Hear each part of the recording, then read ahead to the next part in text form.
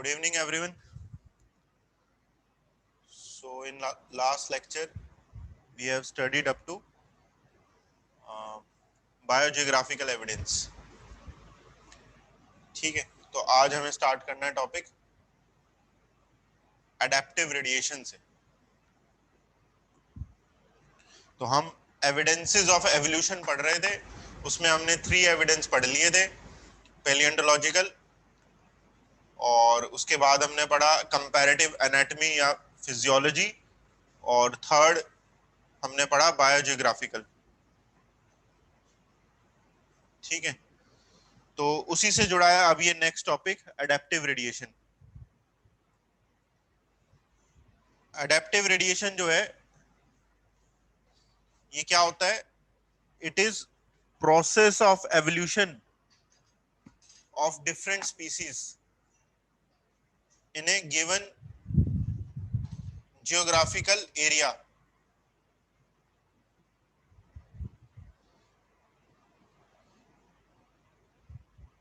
एक कोई geographical area है. जियोग्राफिकल एरिया क्या हो सकता है? मान लो कोई एक कंट्री है. जैसे कंट्री क्या होगी? ऑस्ट्रेलिया हो गया. ठीक है, और ऑस्ट्रेलिया में कोई एक इनिशियली एक स्पीसीज है, कोई मान लो मार्सुपियल का कोई एंसेस्टर है, एंसेस्ट्रल मार्सुपियल है. एक process of evolution of different species in a given geographical area starting from a point. ये जो पॉइंट है इसका मीनिंग क्या है? Marsupial ancestor. मार्सुपियल एंसेस्टर से एवोल्यूशन की प्रोसेस स्टार्ट हुई है and literally radiating to other parts of geography. और वो मार्सुपियल एंसेस्टर जब ऑस्ट्रेलिया कॉन्टिनेंट के अलग अलग पार्ट्स में गया, अलग अलग पार्ट्स में गया मतलब अलग अलग हैबिटेट्स पे गया, तो अलग अलग हैबिटेट में उसने अडेप्ट करने के लिए उसके बॉडी स्ट्रक्चर में चेंजेस हो गए. जब एक मार्सुपियल जो ऑस्ट्रेलिया में थे वो अलग अलग हैबिटेट्स में गए और अलग अलग हैबिटेट्स में अडेप्ट करने के लिए उनके बॉडी स्ट्रक्चर में चेंजेस हो गए. उसी एवोल्यूशन को बोलते हैं, उसी मेथड ऑफ एवोल्यूशन या प्रोसेस ऑफ एवोल्यूशन को बोलते हैं एडेप्टिव रेडिएशन. एडेप्टिव रेडिएशन का क्या मतलब हो रहा है कि जब एक कोई स्पीसीज किसी नए हैबिटेट पे जाके अडेप्ट करती है नए हैबिटेट की कंडीशंस के अकॉर्डिंग, तो over a period of time हो सकता है कि वो किसी और दूसरी स्पीसीज में कन्वर्ट हो जाए. ठीक है, उसी को बोलते हैं एडेप्टिव रेडिएशन. तो एक मार्सुपियल का एंसेस्टर है और उस मार्सुपियल एंसेस्टर से ऑस्ट्रेलिया में अलग अलग मार्सुपियल्स इवॉल्व हो गए. जब वो एंसेस्टर ऑस्ट्रेलिया के अलग अलग हैबिटेट्स में चला गया, अलग अलग हैबिटेट्स में जाके जब उसने अडेप्ट किया तो अलग अलग टाइप के मार्सुपियल्स में इवॉल्व हो गया. उसी को क्या बोलते हैं? Adaptive radiation. ठीक है, सेम एग्जांपल आप प्लेसेंटल मैमल्स के लिए भी दे सकते हो. जो प्लेसेंटल मैमल्स है, हमने क्या पढ़ा था कि एक कोई प्लेसेंटल मैमल का कोई एंसेस्टर है और उसी से टाइगर बना है, उसी से बैट बना है, उसी से वेल, उसी से ह्यूमन बने हैं. जब वो एंसेस्टर अलग अलग हैबिटेट्स में अडेप्ट हुआ तो उसी से अलग अलग प्लेसेंटल मैमल्स बन गए, तो वो भी एडेप्टिव रेडिएशन है. तो काफी इंपॉर्टेंट टॉपिक है ये. इसका मीनिंग क्या है? It is the method of evolution. Adaptive radiation evolution होने का ये एक मेथड है, इससे एवोल्यूशन होती है. कौन सी टाइप की एवोल्यूशन होती है? Which results in divergent evolution. Adaptive radiation evolution का एक मेथड है जिसका रिजल्ट क्या होता है? डाइवर्जेंट एवोल्यूशन होना.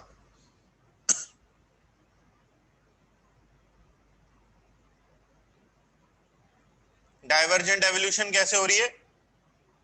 डाइवर्जेंट एवोल्यूशन हो रही है, एक स्टार्टिंग का कोई एंसेस्ट्रल मैमल था, प्लेसेंटल मैमल, और उससे अलग अलग टाइप के मैमल्स जो हैं वो डाइवर्ज कर गए, अलग अलग टाइप के मैमल्स उससे बन गए. तो वही डाइवर्जेंट एवोल्यूशन था जो हमने पहले पढ़ा था. अब डाइवर्जेंट एवोल्यूशन जिस मेथड से अक्कर करती है उस मेथड को एडेप्टिव रेडिएशन कहते हैं.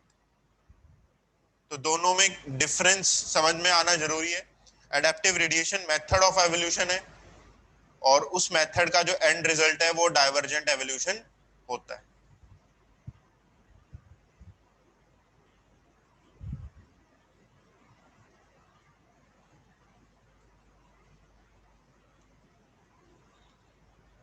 मेथड ऑफ एवोल्यूशन केवल एक एडेप्टिव रेडिएशन नहीं है,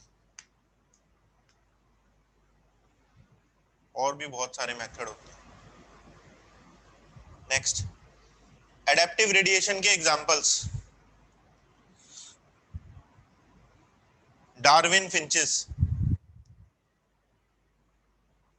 सबसे पहला एग्जांपल। तो हमने लास्ट लेक्चर में जो एग्जांपल्स पढ़े थे वो एक बार मैं रिवाइज करा देता हूँ। जैसे रिस्ट्रिक्टेड डिस्ट्रीब्यूशन में हमने एग्जांपल पढ़ा था डार्विन फिंचेस का गैलापेगोस आइलैंड में, ठीक है। फिंचेस मैंने बताए थे बर्ड्स को बोलते हैं, डार्विन ने डिस्कवर किए थे गैलापेगोस आइलैंड में।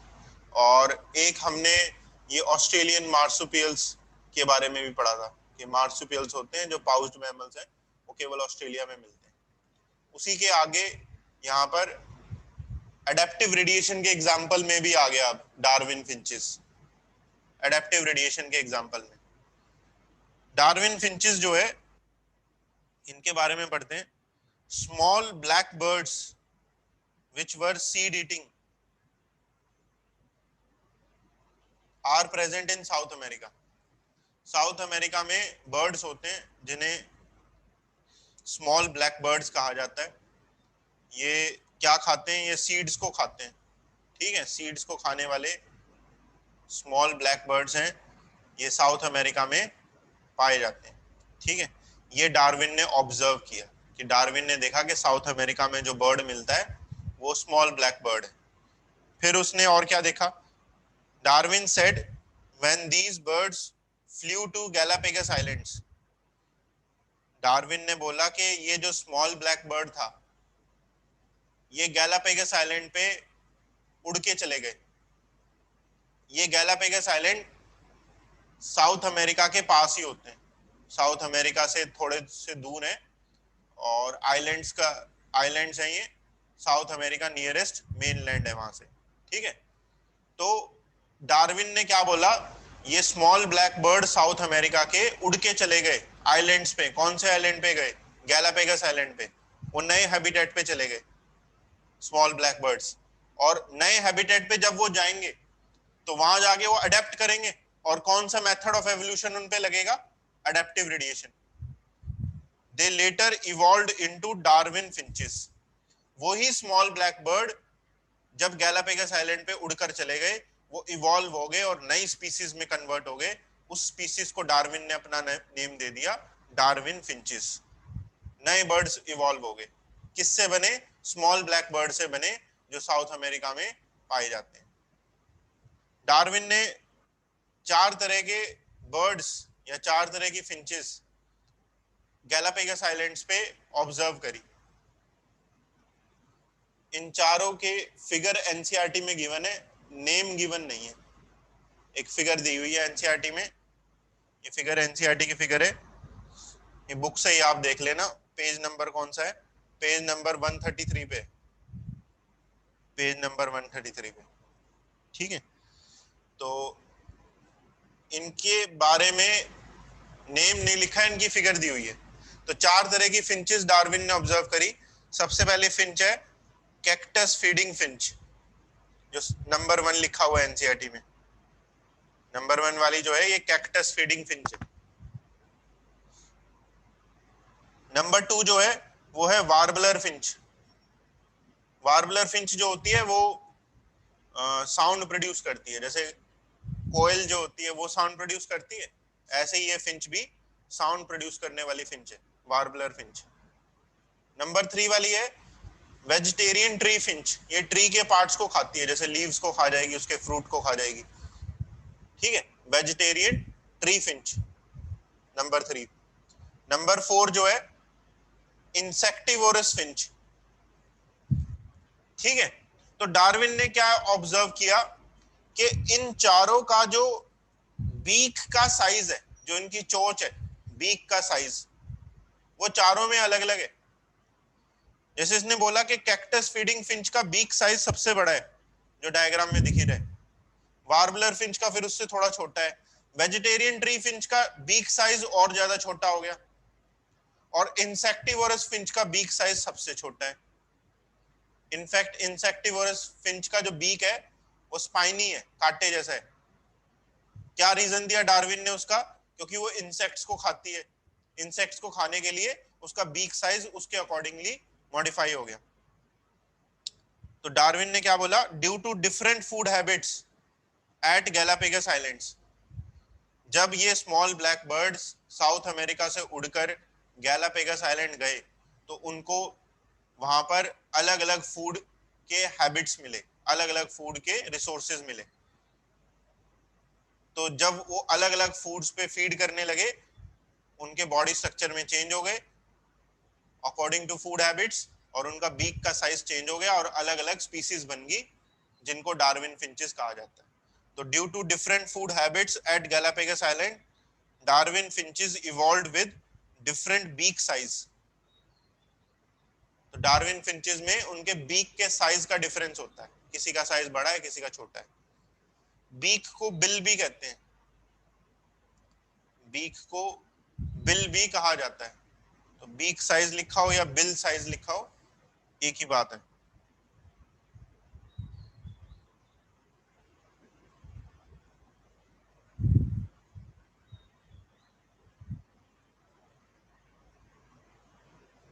ठीक है, तो ये फर्स्ट एग्जांपल हो गया एडेप्टिव रेडिएशन का, डार्विन फिंचेस।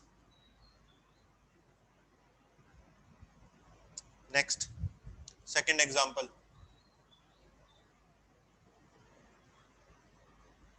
सेकंड एग्जांपल है अब ऑस्ट्रेलियन मार्सुपियल्स। देखो, जो ऑस्ट्रेलिया में पाए जाने वाले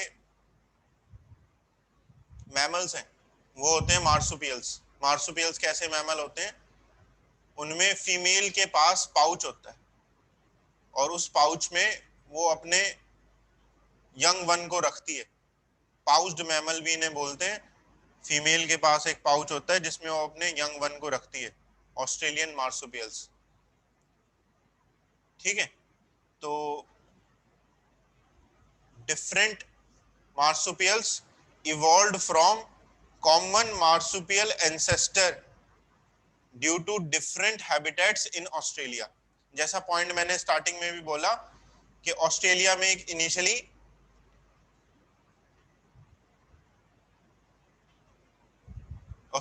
इनिशियली मार्सुपियल का एंसेस्टर था, और उस एंसेस्टर से इवॉल्व हुए डिफरेंट मार्सुपियल्स, जब वो अलग अलग ऑस्ट्रेलिया के हैबिटेट्स पे अडेप्ट किया, उन्होंने अडेप्टिव रेडिएशन करी।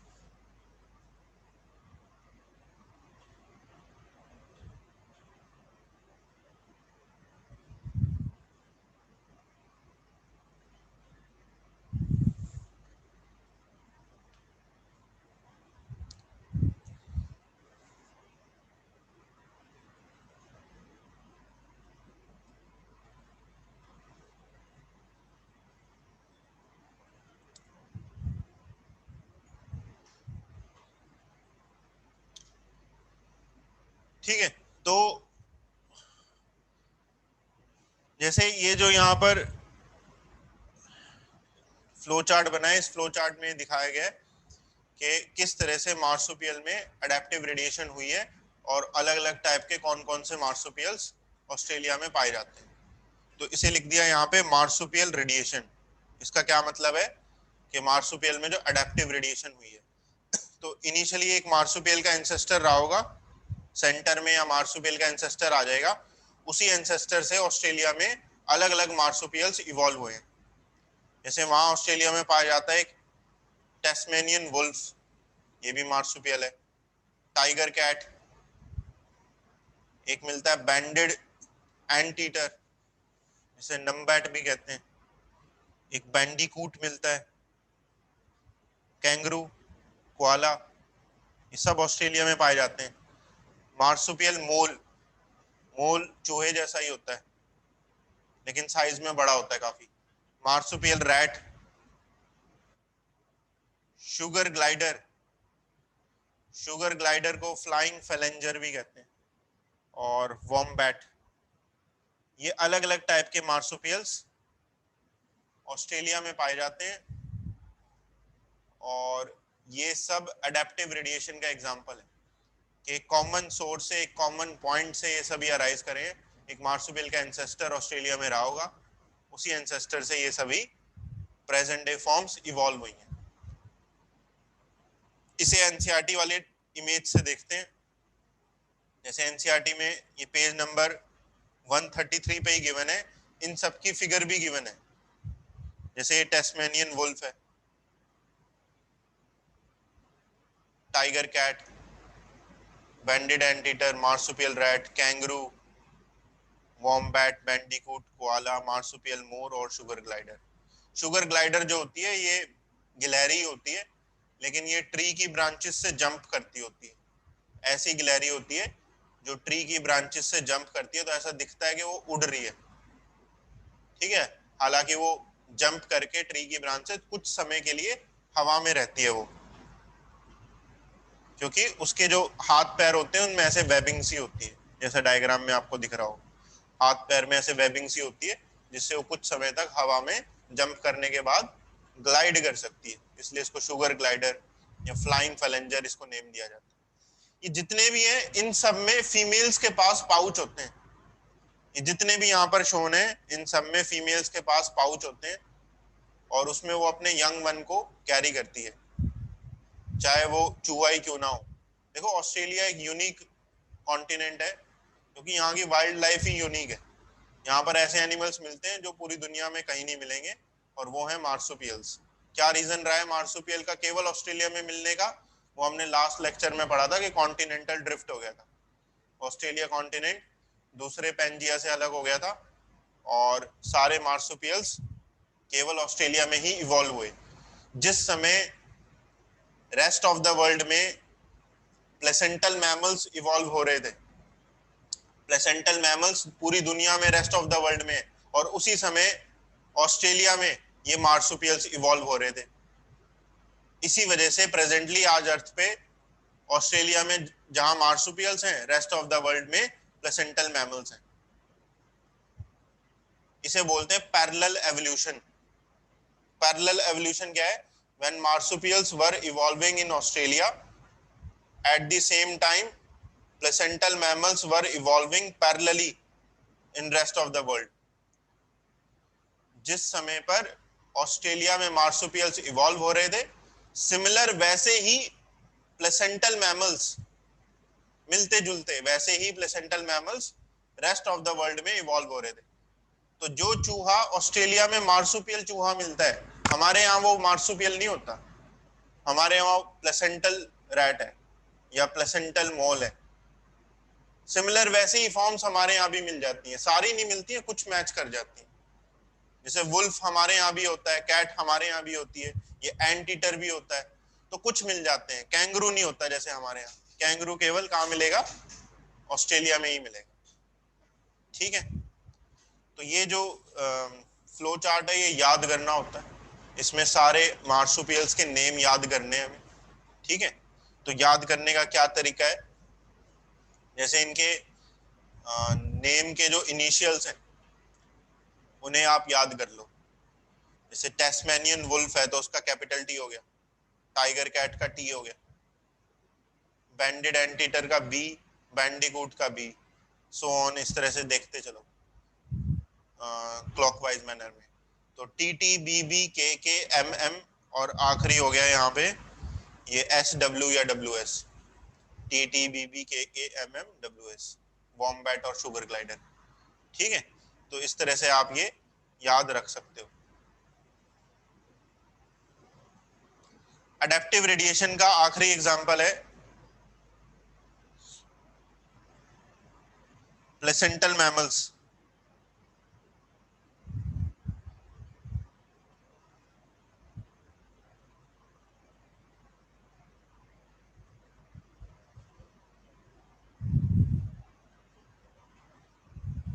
प्लेसेंटल मैमल्स जो हैं वो भी अडेप्टिव रेडिएशन को शो करते हैं। जैसा कि हमने पहले भी पढ़ा था, एक कोई एंसेस्ट्रल मैमल रहा होगा प्लेसेंटल मैमल, और उससे सारे present day placental mammals evolve हुए। जस्ट लाइक मार्सुपियल रेडिएशन, ऐसे ही प्लेसेंटल मैमल की भी रेडिएशन है। ठीक है, तो वो भी रिजल्ट होगा अडेप्टिव रेडिएशन का। तो ये हो गया एक इंपॉर्टेंट कॉन्सेप्ट जो एवोल्यूशन से रिलेटेड है, adaptive radiation.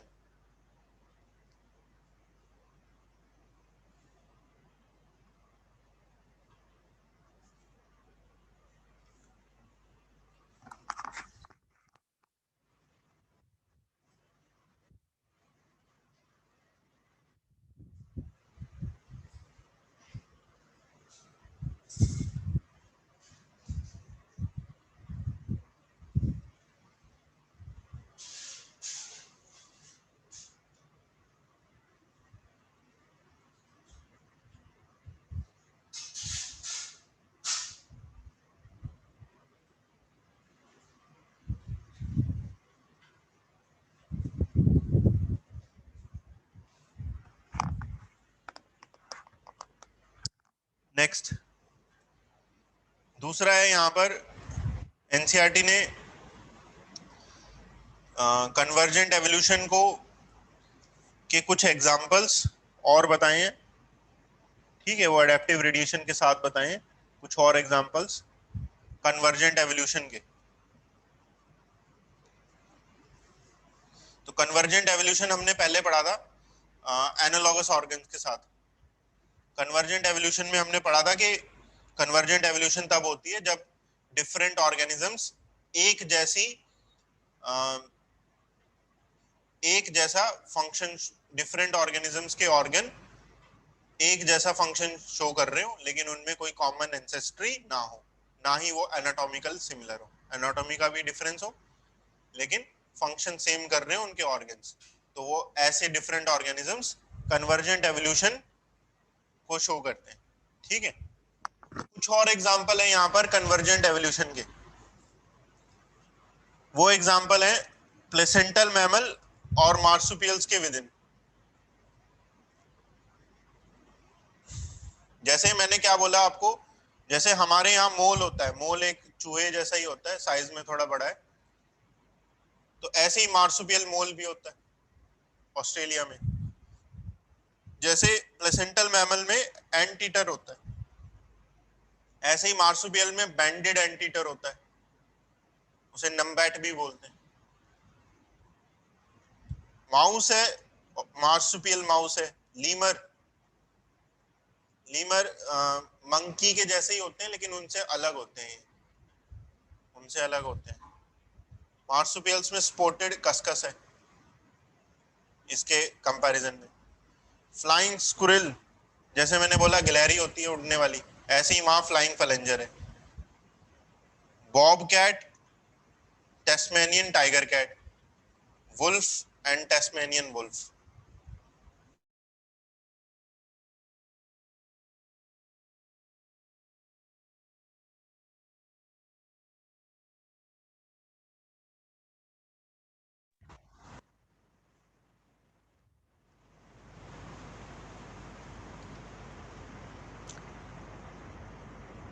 Convergent evolution definition तो बेटा हमने पहले ही पढ़ी थी ना,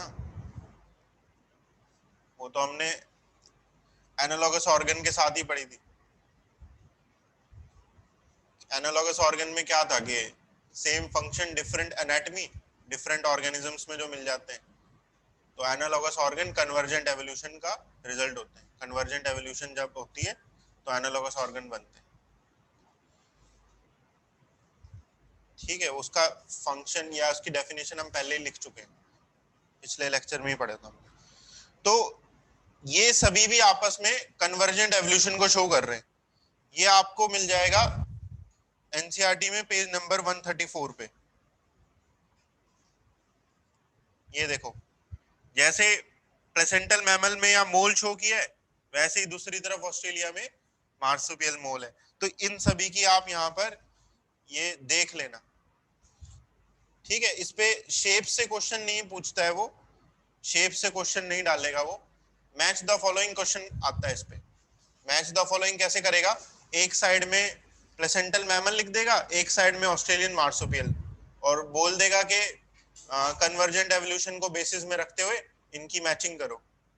तो आपको ये ध्यान में रखना पड़ेगा कि लीमर के ऑपोजिट में स्पॉटेड कस्कस है। ठीक है, इनकी शेप से क्वेश्चन नहीं आएगा, डायग्राम या इमेज से क्वेश्चन लेबलिंग करने को नहीं देता, वो मैच द फॉलोइंग करके इस पे क्वेश्चन आ जाते हैं। बॉब कैट के सामने टेस्मेनियन टाइगर कैट है, इस तरह से हमें ये याद रखना पड़ेगा।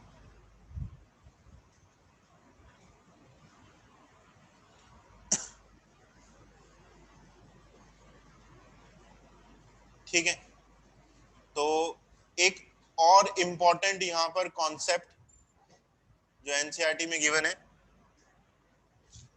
जैसे पहले ये लाइन हम पढ़ लेते हैं फिर इसे समझेंगे। लाइन लिखी है एनसीईआरटी में, if more than one adaptive radiation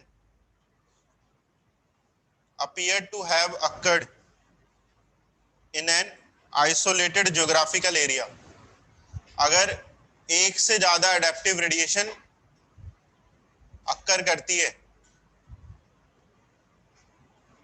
in an isolated geographical area, किसी एक एरिया में, किसी कंट्री में, किसी एरिया में, उस कंट्री के अंदर क्या है या उस ज्योग्राफिकल एरिया के अंदर क्या है, रिप्रेजेंटिंग डिफरेंट हैबिटेट्स, उस कंट्री के अंदर डिफरेंट हैबिटेट्स हैं, one can call this convergent evolution.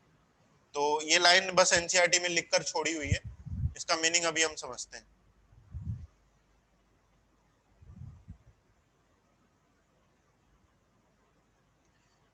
उस इमेज से मैच द फॉलोइंग क्वेश्चन आते हैं, जो सामने सामने लिखे हुए हैं हमें याद करने हैं कि वुल्फ के सामने टेस्मेनियन वुल्फ होता है, क्या कन्वर्जेंट एवोल्यूशन में प्लेसेंटल वुल्फ के सामने आएगा टेस्मेनियन वुल्फ, ये सारे याद करने।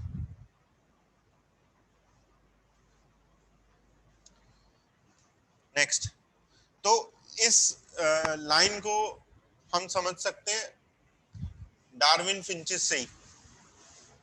ठीक है, तो एग्जाम्पल क्या है, एग्जाम्पल है अभी जो हमने डार्विन फिंचेस का एग्जाम्पल लिया, डार्विन ने क्या बोला, साउथ अमेरिका में स्मॉल ब्लैक बर्ड होते हैं।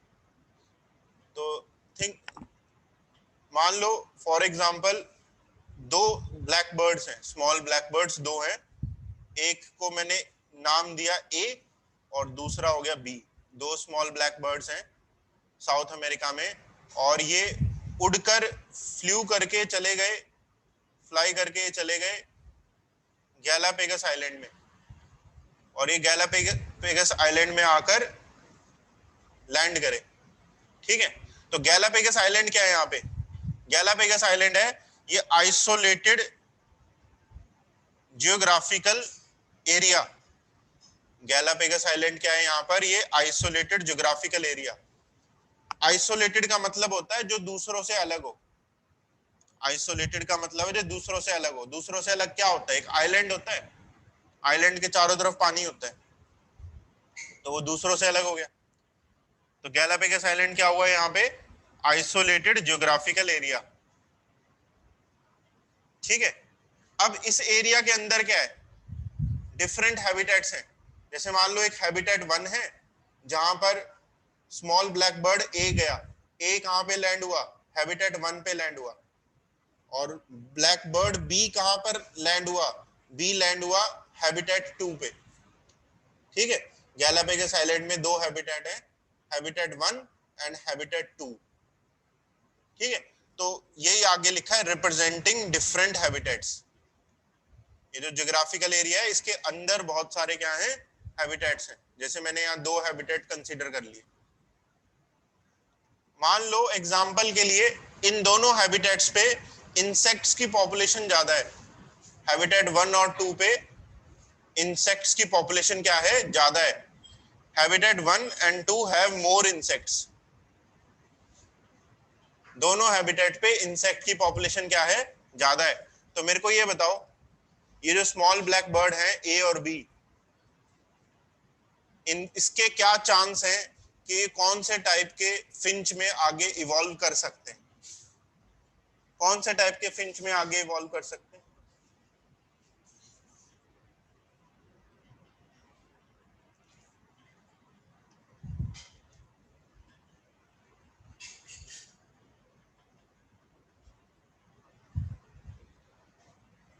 ऑब्वियस सीधा सा आंसर है इसका, इंसेक्टिवोरस फिंच में आगे इवॉल्व कर सकते हैं, क्योंकि दोनों को खाने के लिए यहाँ पर इंसेक्ट मिल रहे हैं, तो उनका बीक साइज छोटा हो जाएगा और पैना हो जाएगा ताकि वो इंसेक्ट्स को पकड़ पाए।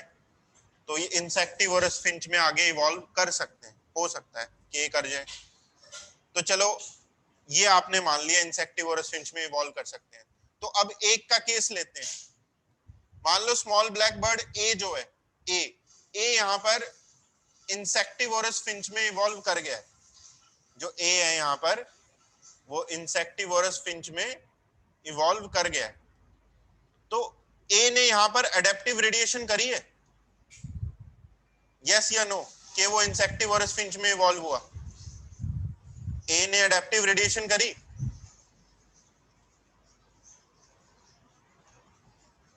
यस या नो? ए ने यहां पर बिल्कुल एडेप्टिव रेडिएशन करी है। क्यों? क्योंकि वो नए हैबिटेट पे आया और नए हैबिटेट पे आके उसने अडेप्ट किया। कैसे अडेप्ट किया? इंसेक्ट्स को खाने के लिए अडेप्ट किया। तो ए ने यहां पर एडेप्टिव रेडिएशन करी है और वो इंसेक्टिवोरस फिंच में इवॉल्व हो गया। अब बी की बात करते हैं। इसका मतलब बी ने भी यहां पर एडेप्टिव रेडिएशन करी होगी, तभी तो वो इंसेक्टिवोरस फिंच में इवॉल्व हुआ। तो बी ने भी यहां पर एडेप्टिव रेडिएशन करी है और वो भी इंसेक्टिवोरस फिंच में यहां पर इवॉल्व हो गया है। तो अब आ जाते हैं ऊपर वाली स्टेटमेंट पे। अब इसको रीड करो। If more than one adaptive radiation appear to have occurred, एक से ज्यादा एडेप्टिव रेडिएशन जहां हो रही है, जैसे यहां पर एक से ज्यादा एडेप्टिव रेडिएशन हो रही है, दो हो रही है मेरे एग्जांपल में। कहां पर हो रही है? आइसोलेटेड ज्योग्राफिकल एरिया में। वो क्या लिया मैंने? गैलापेगस आइलैंड। Representing different habitats. कौन कौन सा हैबिटेट है? हैबिटेट 1 और 2, लेकिन दोनों पे इंसेक्ट्स ज्यादा है। One can call this convergent evolution. कह रहा है ये कन्वर्जेंट एवोल्यूशन है। कैसे है कन्वर्जेंट? अभी आपने बोला कि हैबिटेट 1 और हैबिटेट 2 दोनों पे इंसेक्टिवोरस फिंच इवॉल्व हो रहे हैं। हैबिटेट 1 और हैबिटेट 2 पे दोनों पे इंसेक्टिवोरस फिंच इवॉल्व हो रहे हैं। दोनों का बीक साइज एक जैसा रहेगा इंसेक्ट्स को खाने के लिए, तो उन दोनों के कैरेक्टर्स कन्वर्ज कर रहे हैं। तो 1 और 2 पे जो इंसेक्टिवोरस फिंच बन रहा है, क्या वो एक दूसरे के रिस्पेक्ट में कन्वर्जेंट एवोल्यूशन शो कर रहे हैं? यस या नो?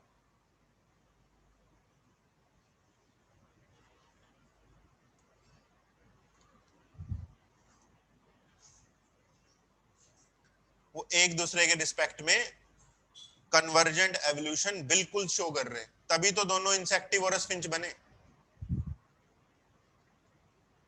ठीक है, तो अब मैं यहां पर क्लियर करता हूं। जैसे हमने ऊपर पढ़ा था एडेप्टिव रेडिएशन के बारे में, it is method of evolution which results in divergent evolution। Adaptive radiation वो मेथड है एवोल्यूशन का जिसका रिजल्ट क्या होता है? डाइवर्जेंट एवोल्यूशन होता है। ये तो तब होगा जब एक ही एडेप्टिव रेडिएशन हो रही है, लेकिन अगर एक से ज्यादा एडेप्टिव रेडिएशन हो रही है, जैसा इस केस में था, अगर एक से ज्यादा एडेप्टिव रेडिएशन हो रही है अलग अलग हैबिटेट्स पे, तो हो सकता है कि कन्वर्जेंट एवोल्यूशन हो जाए। जरूरी नहीं है कि हमेशा कन्वर्जेंट होगा। कब कन्वर्जेंट होगा? जब हैबिटेट 1 और 2 दोनों सेम रहेंगे। जब हैबिटेट 1 और 2 पे सेम कंडीशन होगी, जैसे दोनों पे इंसेक्ट्स है।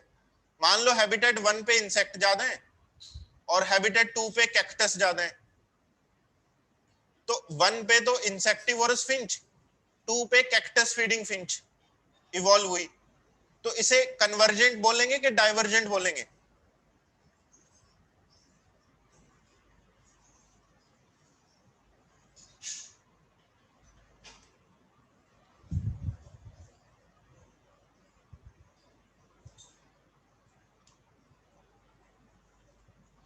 इसे हम बोलेंगे डाइवर्जेंट एवोल्यूशन, क्योंकि एक स्मॉल ब्लैक बर्ड से आगे दो अलग अलग फिंच की स्पीसीज बन रही हैं, एक इंसेक्टिवोरस, एक कैक्टस फीडिंग।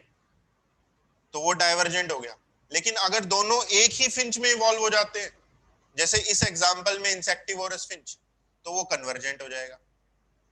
ठीक है, तो ये एक स्पेशल केस है जिसमें अडेप्टिव रेडिएशन से कन्वर्जेंट एवोल्यूशन भी शो हो सकती है, लेकिन मोस्ट केसेस में अडेप्टिव रेडिएशन से डाइवर्जेंट भी हो जाती है। ठीक है, तो ये दोनों पॉइंट्स हमें ध्यान में रखने।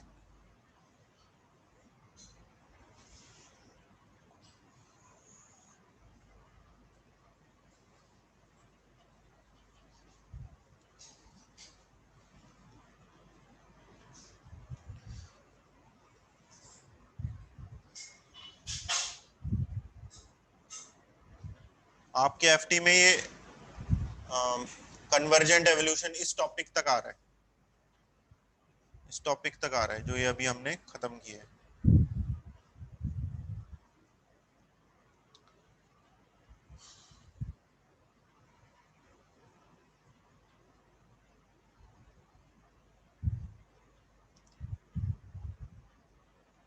तो इसी के साथ जितने भी एविडेंस थे एवोल्यूशन के, वो सभी हमने यहाँ पर पढ़ लिए। सभी एविडेंसेस यहाँ पर कंप्लीट हो गए। अडेप्टिव रेडिएशन के कॉन्सेप्ट भी हमने यहाँ पर पढ़ लिए। अब हम मूव ऑन करते हैं नेक्स्ट टॉपिक पे चैप्टर के, वो है थियरीज ऑफ एवोल्यूशन।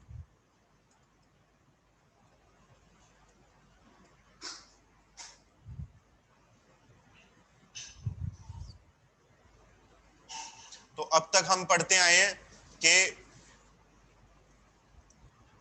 नए हैबिटेट पे गए और नए हैबिटेट पे जाने से अडेप्ट किया और नई स्पीसीज बन गई। हमें समझ में भी आ रहा है कि चलो हैबिटेट पे अडेप्टेशन करी तो नई स्पीसीज बन रही है, लेकिन उस लिविंग ऑर्गेनिज्म में ऐसा क्या चेंज हुआ कि नई स्पीसीज बनी, उसको बोलते हैं theories of evolution. Theories of evolution में हम ये पढ़ेंगे कि एवोल्यूशन कैसे होती है एक पॉपुलेशन में या एक लिविंग ऑर्गेनिज्म में, एवोल्यूशन कैसे होती है जिससे नई स्पीसीज बनती है। ठीक है, इसमें भी बहुत सारी थ्योरीज आएंगी। स्टार्टिंग की थ्योरी सारी गलत होंगी, वो भी पढ़ाई जाती हैं, गलत थ्योरीज। और एंड में एक मॉडर्न थ्योरी आती है, वो हमेशा सही होती है, उसे मानना भी पड़ता है वो सही है। ठीक है, तो ऐसे ही हम पढ़ेंगे, स्टार्टिंग में गलत पढ़ेंगे और फिर एंड में एक राइट थ्योरी आएगी। तो सबसे पहली है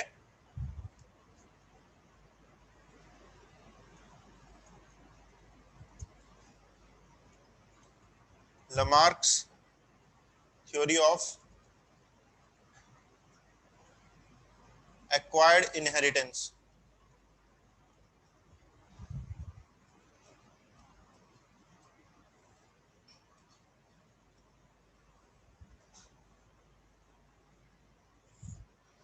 Lamarck's theory of acquired inheritance, इसे theory of use disuse of organ भी कहते हैं। Theory of use disuse of organ दूसरा नाम है इसका।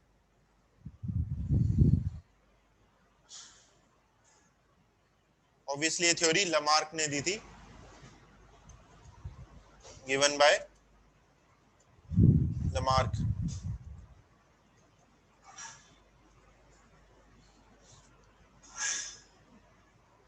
इसने एक बुक लिखी थी, उसमें ये थ्योरी मेंशन है। He wrote book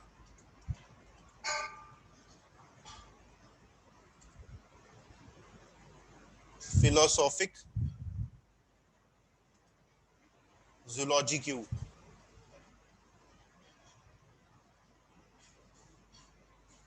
philosophic zoology Q. ठीक है, लमार्क जो है इसने एक बुक लिखी थी, इस बुक में मेंशन्ड है इसकी ये थ्योरी। लमार्क बहुत फेमस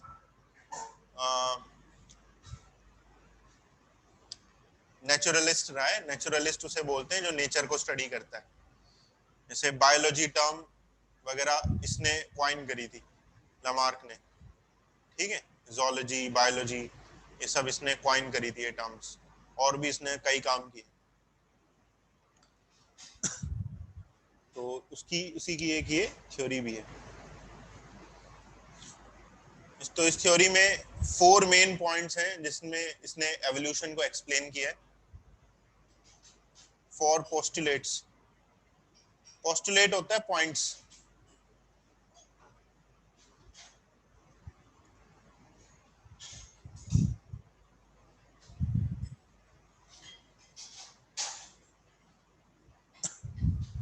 सबसे पहला पॉइंट है internal vital force.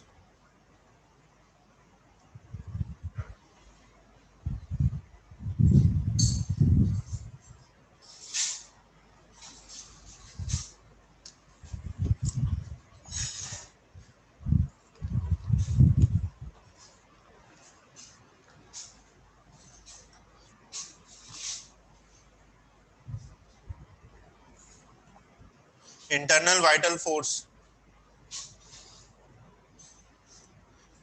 present in each organism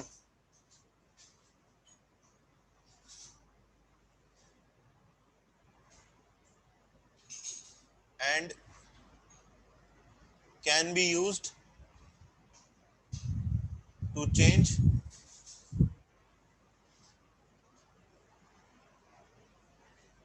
body structure।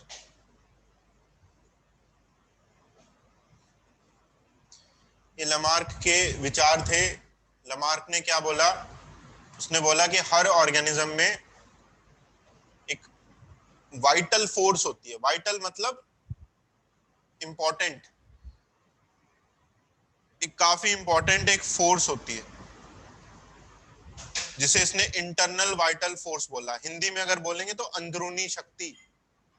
एक शक्ति है हर ऑर्गेनिज्म के अंदर और उसके अंदर ही प्रेजेंट है ऑर्गेनिज्म में। वो शक्ति कहीं से बाहर से नहीं लेनी, हर शक्ति उसके अंदर ही प्रेजेंट है।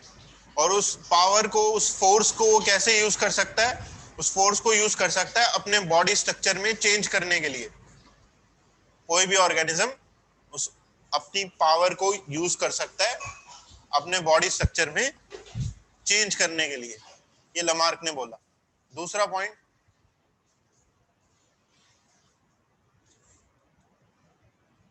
Doctrine of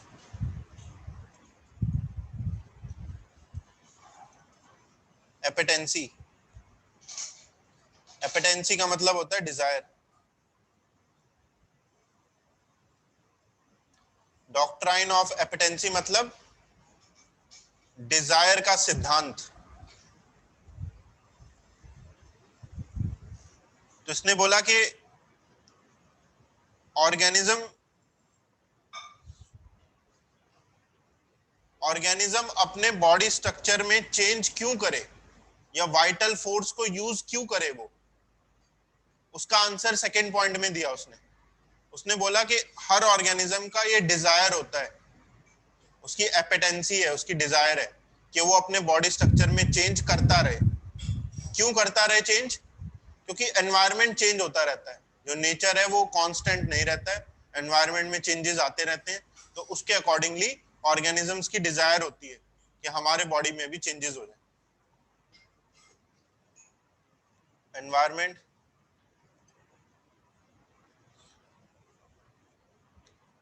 influences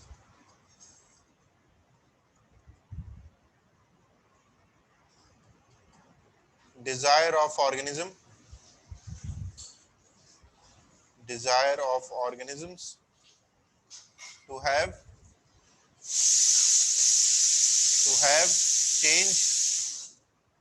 change in body structure।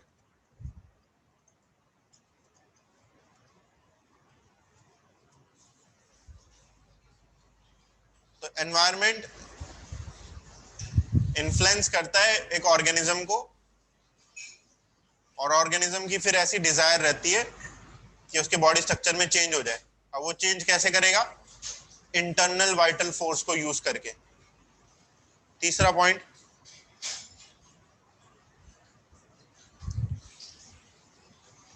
Use and disuse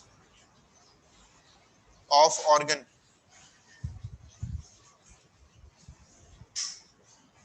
use and disuse of organ. तो इस पॉइंट में लमार्क ने क्या बोला? Organism can increase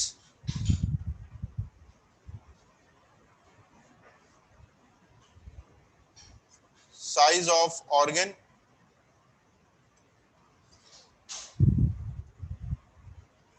by its excessive use, by its excessive use, or decrease its size by disuse। तो Lamar के और भी कई विचार थे। उसने बोला कि ऑर्गेनिज्म अपने ऑर्गन के साइजेस में भी चेंजेस कर सकता है। किसी ऑर्गन का अगर कोई ऑर्गेनिज्म ज्यादा यूज करता है तो ऑर्गन का साइज इंक्रीज हो सकता है, और अगर वो किसी ऑर्गन का डिसयूज करेगा, उसको यूज नहीं करेगा, तो वो ऑर्गन का साइज डिक्रीज हो जाएगा।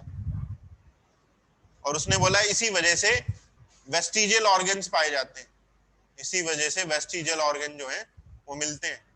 ऑर्गन के डिसयूज करने से कोई भी ऑर्गन वेस्टिजियल हो जाता है। ये लमार्क की थिंकिंग थी। नेक्स्ट, फोर्थ और लास्ट पॉइंट,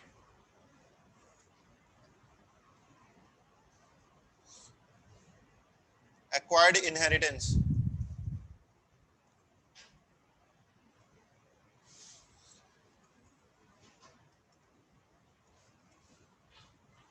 ये आपने इनहेरिटेंस के लॉज भी पढ़े होंगे, मेंडेलियन लॉज ऑफ इनहेरिटेंस। जब लेमार्क का टाइम था उस समय मेंडल के लॉज नहीं थे, ठीक है, तो किसी को भी ये पता नहीं था कि इनहेरिटेंस किस तरह से होती है, वो तो मेंडल ने ही एक्सप्लेन किया था। तो ये क्या सोचते थे? ये सोचते थे अगर किसी भी ऑर्गेनिज्म की बॉडी में कोई भी चेंज आ रहा है वो नेक्स्ट जनरेशन में पास ऑन हो जाता है। Character characters acquired characters acquired by parents is passed on to next generation। Lamarck को इनहेरिटेंस के लॉज नहीं पता थे। वो क्या सोचते थे कि जो भी बॉडी में चेंज, एक पेरेंट की बॉडी में जो भी चेंज आएगा वो नेक्स्ट जनरेशन में as it is pass on हो जाता है। ठीक है, इसका मतलब ये हुआ कि अगर कोई पर्सन बॉडी बिल्डर है, मसल स्ट्रेंथ उसने बिल्डअप कर रखी है, बाइसेप्स बना रखी है, तो उसका बच्चा भी बाइसेप के साथ पैदा होगा, मोटी मोटी बाइसेप के साथ। ये होता है पॉसिबल? नहीं होता, क्योंकि इनहेरिटेंस इस तरह से काम नहीं करती कि जो एक्वायर्ड इनहेरिटेंस है वो पास ऑन हो जाए नेक्स्ट जनरेशन में। एक्वायर्ड इनहेरिटेंस कभी पास ऑन नहीं होती। एक्वायर्ड किसे बोलते हैं? एक्वायर्ड कैरेक्टर किसे बोलते हैं? एक्वायर्ड कैरेक्टर जो एक पर्सन अपनी लाइफ टाइम में एक्वायर करता है उसे बोलते हैं। वो as it is pass on हो जाए नेक्स्ट जनरेशन में, वो नहीं होता। डीएनए में एनकोडेड होती है जो इंफॉर्मेशन, वही पास ऑन होती है नेक्स्ट जनरेशन में, ना कि कोई भी कैरेक्टर पास ऑन हो जाए। तो लमार्क की ज्यादातर ये पूरी थ्योरी जो थी वो ऑलमोस्ट इनकरेक्ट ही थी। जैसे इसके अगेंस्ट इसके जो ड्रॉबैक्स थे,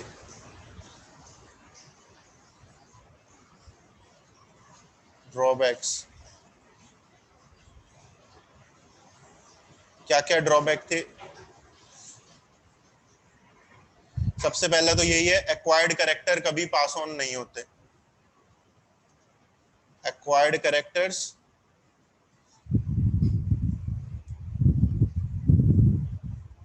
आर नॉट इनहेरिटेड, वो नेक्स्ट जनरेशन में पास ऑन नहीं होते। जैसे एग्जांपल है इसके,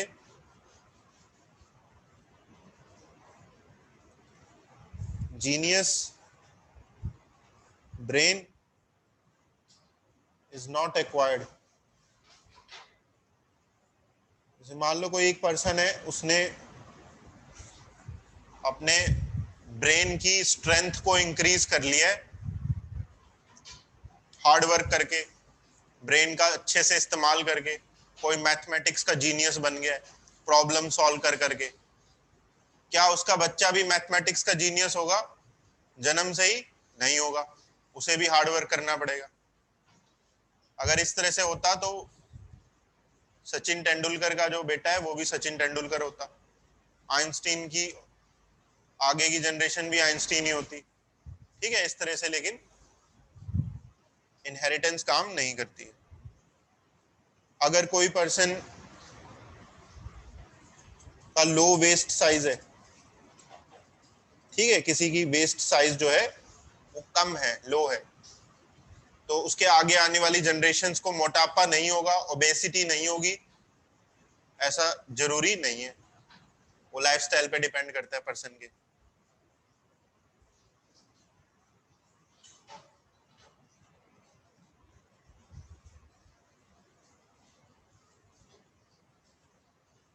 ठीक है, तो ये बहुत सारे ऐसे एग्जाम्पल बन सकते हैं। लेकिन इसका एक पॉइंट जो एक्सेप्टेड है,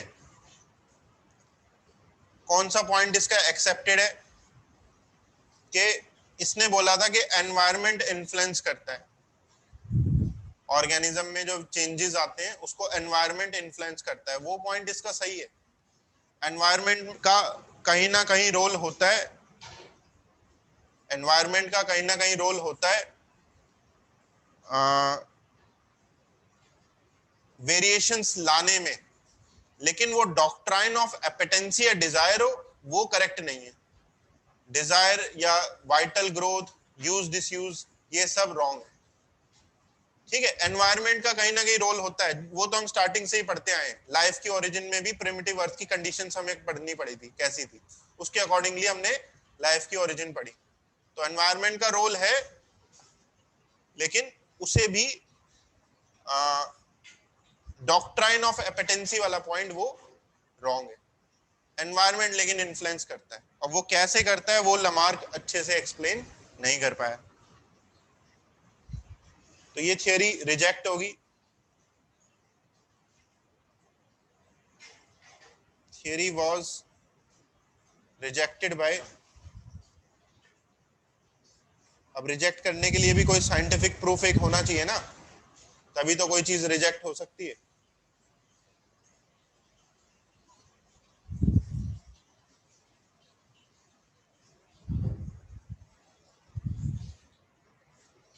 रिजेक्ट करने के लिए एक तो है मेंडल्स लॉज ऑफ इनहेरिटेंस, वो आप सभी ने पढ़ी लिए होंगे। ठीक है, वो इनहेरिटेंस के लॉज हमें बताते हैं एक्वायर्ड कैरेक्टर्स इनहेरिट नहीं होते।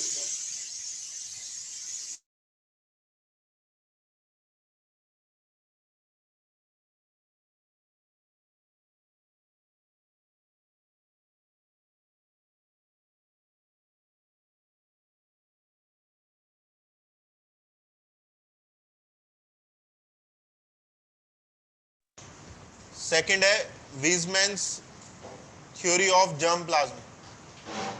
ये एक एक्सपेरिमेंट किया वीजमैन ने, और उसने एक अपनी एक theory they the, theory of germ plasm. वो भी लमार्क की थ्योरी को रॉन्ग प्रूव करती है।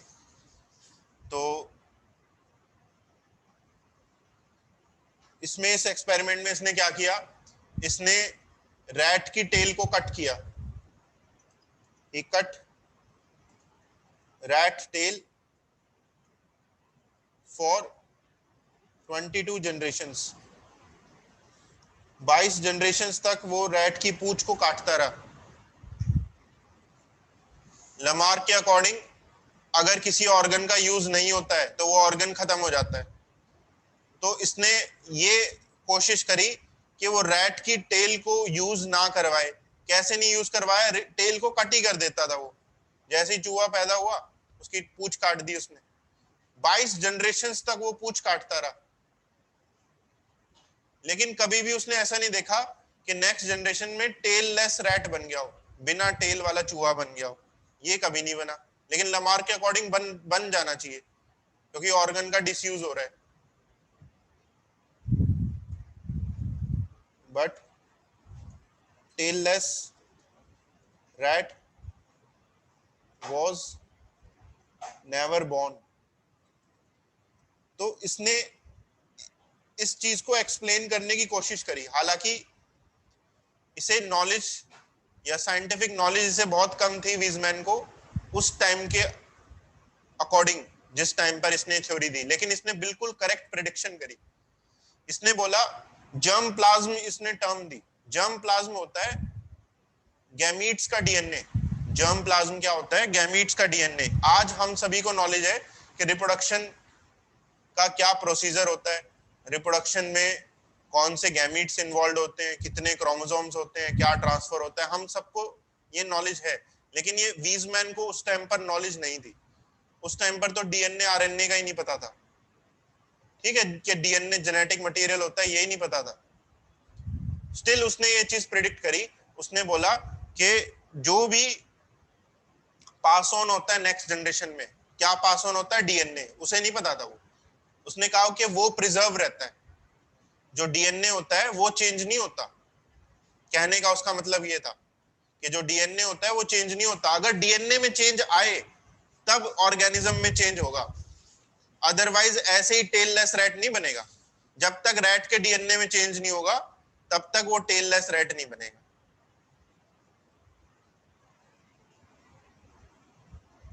जर्म प्लाज्म, जर्म प्लाज्म होता है DNA of gametes is preserved. Preserved का मतलब है कि वो चेंज नहीं होता है। मतलब चेंजेस आते हैं, थोड़े बहुत होते हैं, जो सेक्सुअल रिप्रोडक्शन में चेंजेस आते हैं वो माइनर चेंजेस होते हैं। ऐसा नहीं होगा कि कुछ बहुत ज्यादा मेजर चेंज हो गया और एक टेल लेस रैट पैदा हो रहा हो। And pass on to next generation. इसने बोला कि रैट के अंदर, जिसकी मैंने टेल काटता रहा, उसके अंदर जर्म प्लाज्म प्रिजर्व रहा। जर्म प्लाज्म क्या है? डीएनए ऑफ गैमीट्स, वो प्रिजर्व था और वही पास ऑन हो रहा था नेक्स्ट जनरेशन में, जिससे बार बार नेक्स्ट जनरेशन में टेल आ रही थी। ठीक है, तो इससे ये थ्योरी रिजेक्ट होगी, लमार्क्स थ्योरी। उसके बाद सेकंड थ्योरी आती है, वो है Darwin theory.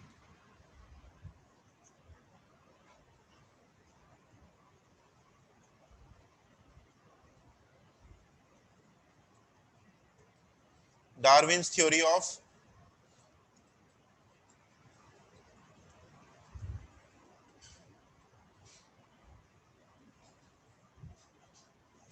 Natural selection. Darwin की थ्योरी है theory of natural selection, given by Charles Darwin.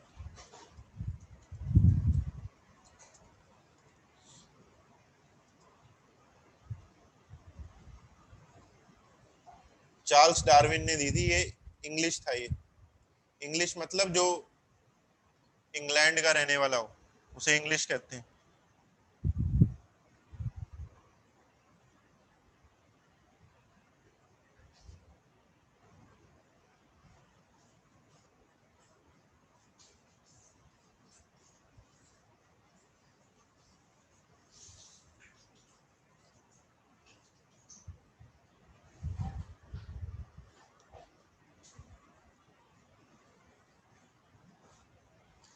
और बीजमैन्स थ्योरी से थर्ड पॉइंट भी रॉन्ग हो रहा है ना। एक्वायर्ड कैरेक्टर क्या था?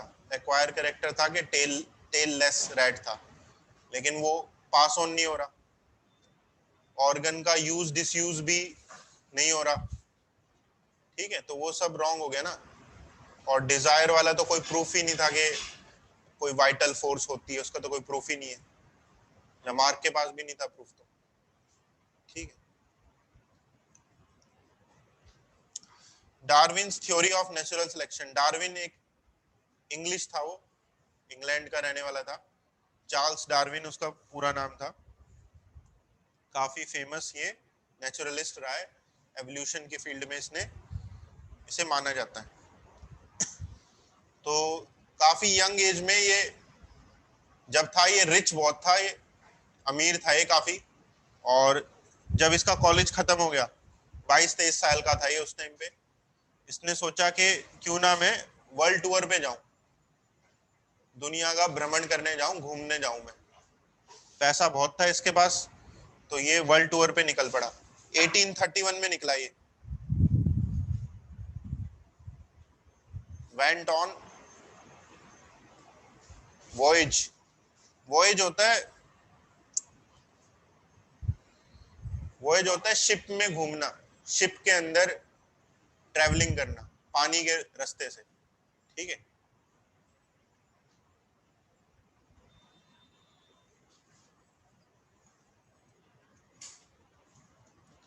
वेंट ऑन वॉयज ऑन, इसकी शिप का नाम था HMS बिएगल। ये सब याद करना है, ये सब पूछा जाता है। HMS बिएगल, HMS का फुल फॉर्म है her majesty's ship, her majesty's ship. Her majesty England की महारानी को बोलते हैं, जो क्वीन होती है ना इंग्लैंड की, उसे हर मैजेस्टी बोलते हैं।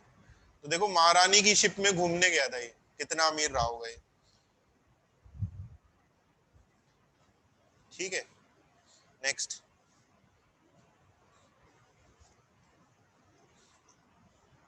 फिर कई सालों तक वो घूमता रहा, फॉर सेवरल इयर्स।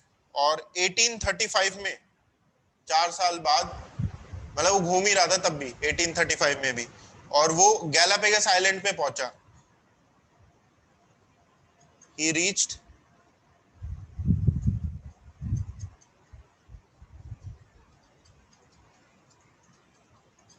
गैलापेगस आइलैंड्स,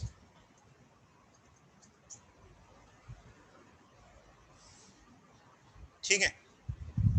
तो ये आइलैंड्स डार्विन के डिस्कवर्ड है, डार्विन ने इन आइलैंड्स को डिस्कवर किया था। तो गैलापेगस आइलैंड्स जो हैं, ये साउथ अमेरिका से 960 किलोमीटर दूर है, 960 kilometre away from south America. तो जैसा मैंने आपको पहले ही बताया, पहले ये साउथ अमेरिका गया और वहां पर इसने स्मॉल ब्लैक बर्ड्स देखे जो सीड ईटिंग थे साउथ अमेरिका में। फिर ये वहां से गैलापेगस आइलैंड्स में गया 960 किलोमीटर दूर, और वहां पर इसने फिंचेस को ऑब्जर्व किया, उनकी बीक साइज को देखा, और उनको अपना ही नाम इसने दे दिया, डार्विन फिंचेस। जब डार्विन ने गैलापेगस आइलैंड की खोज कर दी और बाद में आकर इसने एक्सप्लेन किया दुनिया को कि एक ऐसा भी आइलैंड है जहां पर मैं देख कर आया हूं कि बर्ड्स इवॉल्व हो रहे हैं, एवोल्यूशन को मैं देख कर आया हूं, तो दूसरे रिसर्चर्स भी वहां पहुंचने लगे।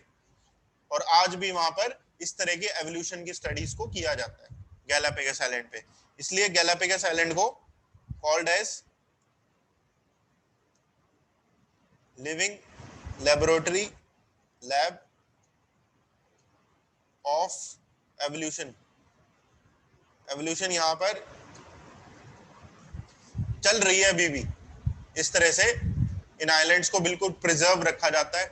यहाँ पर आउटसाइड कोई इंटरफियरेंस हो उसे अलाउ नहीं किया जाता। लेकिन कुछ लोग वहां पर जैसे पहुंच गए थे और उन्होंने कुछ ऐसे एनिमल्स को ले आए जो उस आइलैंड्स को खराब भी करने लग गए। जैसे एक स्पेसिफिक केस है, इन आइलैंड्स पे, गैलापेगस आइलैंड पे जाइंट टॉर्टोइज मिलते हैं, जो बड़े बड़े कछुए होते हैं जायंट टॉर्टवाइज जो 150 साल तक जीता है, वो टॉर्टवाइज गैलापेगस आइलैंड्स में मिलते हैं। ठीक है, वो वहां के नेटिव है। तो वो कछुए जो अपने अंडे हैं वो किसी जगह पर रखते हैं, और वहां पर कोई कोई दूसरा आदमी आया और उस आदमी साथ में रैबिट ले आया। तो रैबिट क्या कर रहे हैं, रैबिट घास फूस खा रहे हैं, फ्रूट्स वहां के खा रहे हैं, कछुओं को खाने को कुछ मिल नहीं रहा, तो वो कछुए मरने लग गए। कोई कोई दूसरा जानवर उठा के ले आया, वो कछुओं के अंडे मार रहा है। तो वो कछुए जो है जायंट टॉर्टवाइज, वो अब एक्सटिंक्शन के एंड पर थे। ठीक है, तो बाद में उसे फिर और प्रिजर्व किया गया, ह्यूमन इंटरफेरेंस को वहां पर रोका गया। ठीक है, ताकि इन टॉर्टवाइज का हैबिटेट का लॉस ना हो जाए, नहीं तो वो एक्सटिंक्ट ही हो जाता। नेक्स्ट, तो डार्विन ने इनकी खोज करी थी, और उसके बाद 1 साल बाद 1836 में, मतलब लगभग 5 साल पूरे जब हो गए, वो दोबारा अपने घर लौट आया,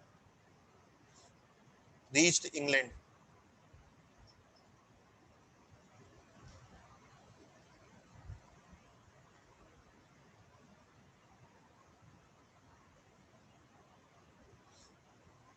ठीक है, तो 5 साल तक ये घूम कर आया और इसने पूरी दुनिया को देखा, कुछ इंटरेस्टिंग बातें इसने नेचर के बारे में नोट करी।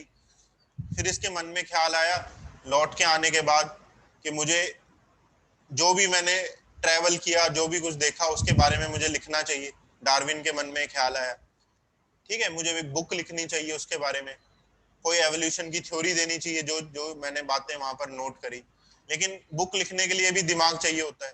ठीक है, तो फिर डार्विन ने क्या किया, दूसरे लोगों को काम पढ़ना स्टार्ट कर दिया। किसी ने कुछ एवोल्यूशन के बारे में बात करी हो, किसी ने कुछ करा हो, उन सब से इन्फ्लुएंस होकर 3-4 लोगों का काम उठाकर इधर उधर की बातें मिक्स करके उसने अपनी एक बुक लिखी और थ्योरी बनाई, ये जो अभी हम पढ़ने जा रहे हैं। तो इसने 1859 में एक बुक पब्लिश करी।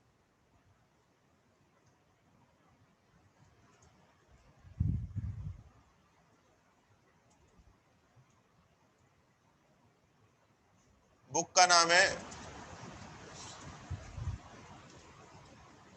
On the origin of species,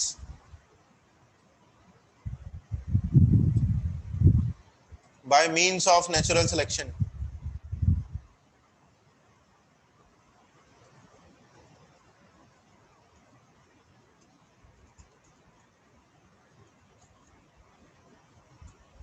preservation of races, अभी बुक का नाम खत्म नहीं हुआ है। Preservation of races in the struggle of life, in the struggle for life, ये इसकी बुक का नाम है, डार्विन की। ठीक है, इसको शॉर्ट में इस बुक को on the origin of species लिख के खत्म करते हैं। On the origin of species short में इस तरह से निपटा देते हैं। तो बुक में वो कह रहा है कि स्पीसीज की ओरिजिन कैसे हुई, मतलब एवोल्यूशन कैसे हुई।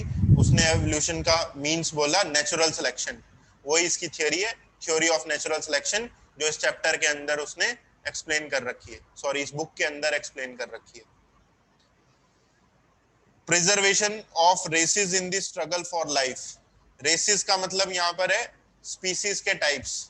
जैसे अलग अलग स्पीसीज के टाइप्स होते हैं, जैसे डोंकी, डोंकी या डॉग जैसे हो गया, डॉग अलग अलग टाइप्स के होते हैं, जगह जगह के हिसाब से अलग अलग डॉग मिल जाते हैं। कैट अलग अलग टाइप की होती है।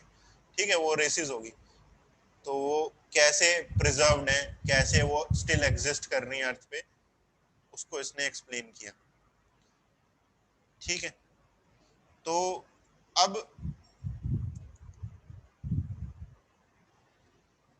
डार्विन ने बुक जो लिखी अपनी, वो किन लोगों से वो किन लोगों से इन्फ्लुएंस थी। बुक का नाम पूरा नहीं पूछता, बस ओरिजिन ऑफ स्पीसीज काफी है। किन लोगों से इन्फ्लुएंस थी।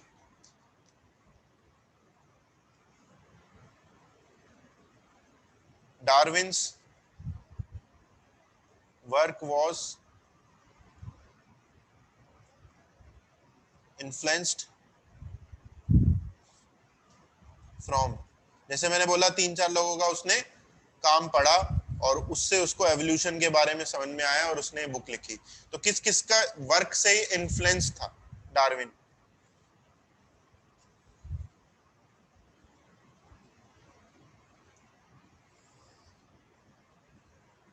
सबसे पहला है थॉमस मैल्थस।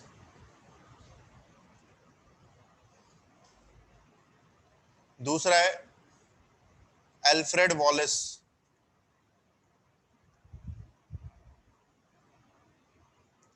और तीसरा है हर्बर्ट स्पेंसर।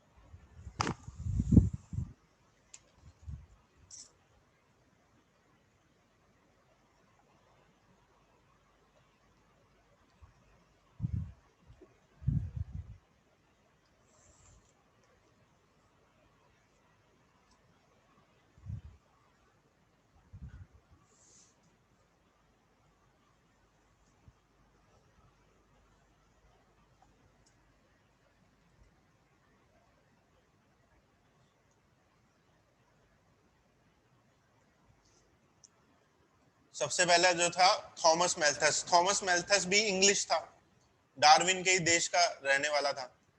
और थॉमस मैल्थस ने एक बुक लिखी थी और वो बुक थी पॉपुलेशन ग्रोथ के ऊपर। ठीक है,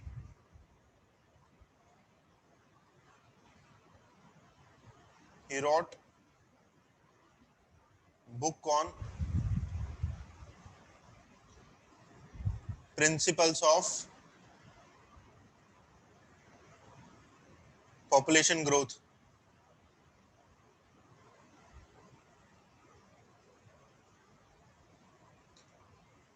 इसने एक बुक लिखी थी कि एक पॉपुलेशन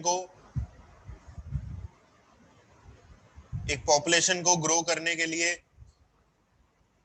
क्या क्या चाहिए होता है, किसी भी पॉपुलेशन की ग्रोथ रेट कब कम होती है कब ज्यादा होती है। इस तरह से उसने कुछ कुछ पॉइंट्स लिखे थे, कब पॉपुलेशन की ग्रोथ ज्यादा तेज नहीं हो सकती, क्या रिस्ट्रिक्शंस होती हैं, क्या स्ट्रगल्स होती है पॉपुलेशन की ग्रोथ पे।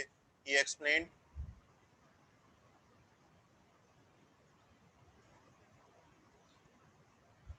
Struggles of population existence. एक पॉपुलेशन को एग्जिस्ट करने के लिए क्या क्या प्रॉब्लम्स, क्या क्या स्ट्रगल फेस करनी पड़ती हैं, वो सब इसने बताया था। और वो सारी बातें डार्विन ने अपनी थ्योरी में भी डाल दी। ठीक है, दूसरा है अल्फ्रेड वॉलेस। जो वॉलेस था ये डार्विन का दोस्त था, ये डार्विन का दोस्त था। तो ये जो भी काम करता था वो डार्विन से ये शेयर जरूर करता था। तो इसके वर्क को भी डार्विन ने अपने वर्क में डाला हुआ है। तो ये जो वॉलेस है ये सेम वही है जिसने पेंजिया थ्योरी दी थी, जिसने बोला था कि सारे कॉन्टिनेंट्स इनिशियली एक सिंगल लैंड मास थे। ये वही अल्फ्रेड वॉलेस है और ये डार्विन का फ्रेंड था, फ्रेंड ऑफ डार्विन। इसने कहाँ काम किया था? He worked on natural selection. जो डार्विन की थ्योरी का नाम है नेचुरल सिलेक्शन, उस पे इसने काम किया था। He worked on natural selection in Malay archipelago। मले आर्कीपेलागो, मले आर्कीपेलागो इंडोनेशिया का पुराना नाम है, नाउ इंडोनेशिया। उस टाइम पे मले आर्कीपेलागो बोलते थे इंडोनेशिया को। तो इंडोनेशिया में इसने काम किया था, एवोल्यूशन को स्टडी किया था और नेचुरल सिलेक्शन के कुछ पॉइंट्स इसने रखे थे और वो सेम पॉइंट्स इसने डार्विन के साथ भी शेयर करे थे और वो डार्विन की थ्योरी में मिल जाते हैं। तीसरा है हर्बर्ट स्पेंसर। हर्बर्ट स्पेंसर ने भी एवोल्यूशन के बारे में एक टर्म दी थी. इसने बोला था, he said, he gave term he gave term survival of fittest. Survival of fittest. ठीक है, एक इसने टर्म दी थी सर्वाइवल ऑफ फिटेस्ट एवोल्यूशन या नेचुरल सिलेक्शन के रिस्पेक्ट में, और इसी टर्म को डार्विन ने रीनेम कर दिया as natural selection. Darwin renamed this term as natural selection, और अपनी थ्योरी इसने प्रेजेंट करी या बुक लिखी.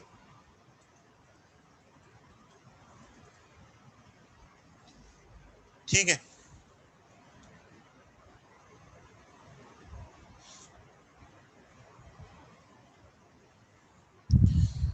तो आगे हम पढ़ते हैं इसकी थ्योरी के जो पॉइंट्स हैं, डार्विन थ्योरी के जो पॉइंट्स हैं. पोस्टुलेट्स ऑफ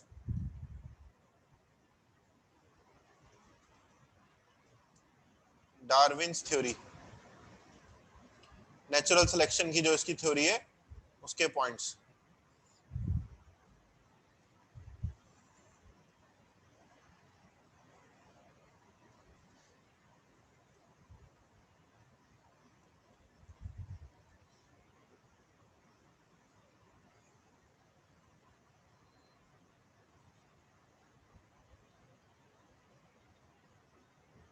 सबसे पहला पॉइंट है इसका,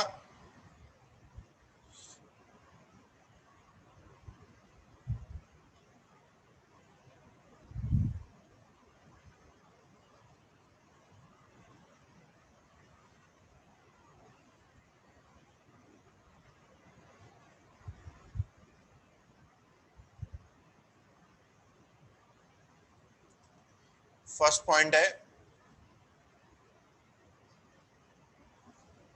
डिफरेंशियल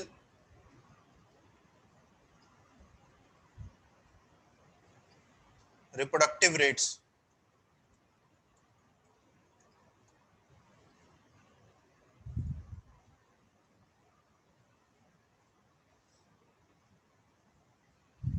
फर्स्ट पॉइंट है डार्विन थ्योरी का differential reproductive rates.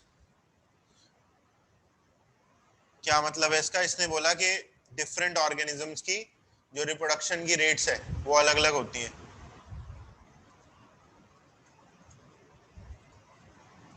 Different organisms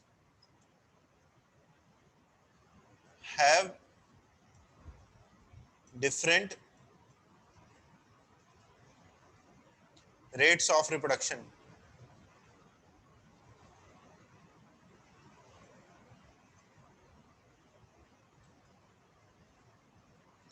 मतलब कोई एनिमल तो ऐसा होता है जो जिसकी रिप्रोडक्टिव रेट फास्ट होती है, और कोई एनिमल ऐसा भी हो सकता है जिसकी रिप्रोडक्टिव रेट जो है वो स्लो होती है. इसके बहुत सारे एग्जांपल हैं.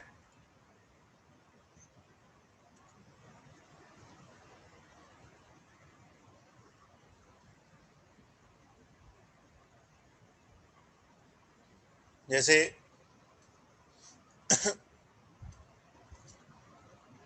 इंसेक्ट्स ले थाउजेंड्स ऑफ एग्स. इंसेक्ट्स जो होते हैं वो हजारों एग्स रिलीज करते हैं. तो थोड़े ही टाइम में इंसेक्ट की पॉपुलेशन बहुत ज्यादा इंक्रीज हो सकती है. ठीक है, क्योंकि वो थाउजेंड्स ऑफ एग्स को ले करते हैं. उनकी रिप्रोडक्टिव रेट क्या है? फास्टर है. वो फास्ट रिप्रोडक्टिव रेट करता है अपनी इंसेक्ट.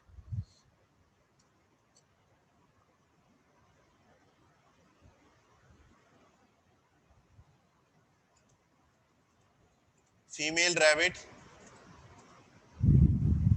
lays six newborns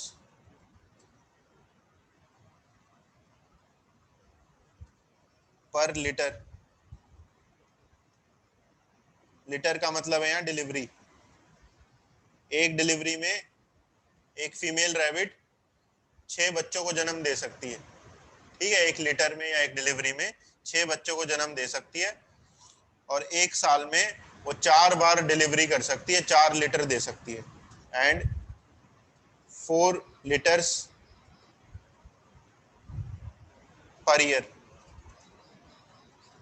तो मैक्सिमम एक बार में 6 बच्चों को जन्म देगी, और ऐसा वो एक साल में 4 बार कर सकती है। तो एक फीमेल रैबिट एक साल में 24 रैबिट को जन्म दे सकती है।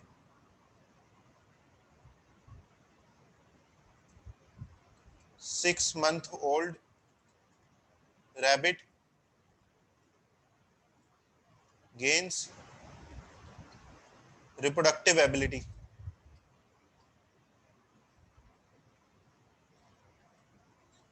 तो जब एक रैबिट 6 महीने का हो जाता है, वो फिर आगे रिप्रोड्यूस कर सकता है। 6 महीने का रैबिट ही रिप्रोडक्टिव फेज में एंटर कर जाता है जुवेनाइल फेज से। ठीक है, तो रैबिट में भी रिप्रोडक्शन की रेट बहुत फास्टर है। रैबिट में क्या है, रिप्रोडक्शन की रेट काफी फास्टर है। नेक्स्ट, एक एलिफेंट का केस देखो। Elephants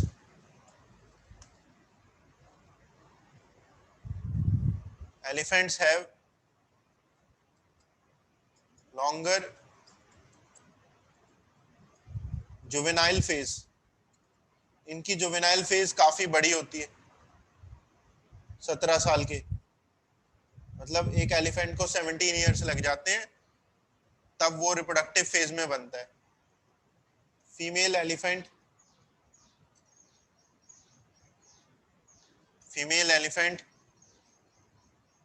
can give birth to 6 elephants in lifetime। एक फीमेल एलिफेंट अपनी पूरी लाइफ टाइम में 6 ही बच्चों को जन्म दे सकती है। पूरी लाइफ टाइम में मैक्सिमम 6 बच्चों को जन्म दे सकती है। एक बार में तो एक को ही देगी, ऐसे ऐसे वो लाइफ में 6 बार वो मैक्सिमम जन्म दे सकती है। ठीक है, तो ये अलग अलग एनिमल्स में रिप्रोडक्शन की रेट होगी। जैसे हमें क्या समझ में आ रहा है, इंसेक्ट्स में रिप्रोडक्शन की रेट फास्टर है। क्यों फास्टर है वो? अब रीजन ये है ना, क्यों फास्टर है, क्योंकि इंसेक्ट्स की लाइफ स्पैन छोटी होती है। इंसेक्ट्स थोड़े ही टाइम में मर जाते हैं। अगर उनकी रिप्रोडक्शन की रेट स्लोअर है और वो जल्दी मर भी रहे हैं, तो थोड़े टाइम में हो सकता है उनकी पॉपुलेशन एक्सटिंक्ट हो जाए। पॉसिबिलिटी है ना ये।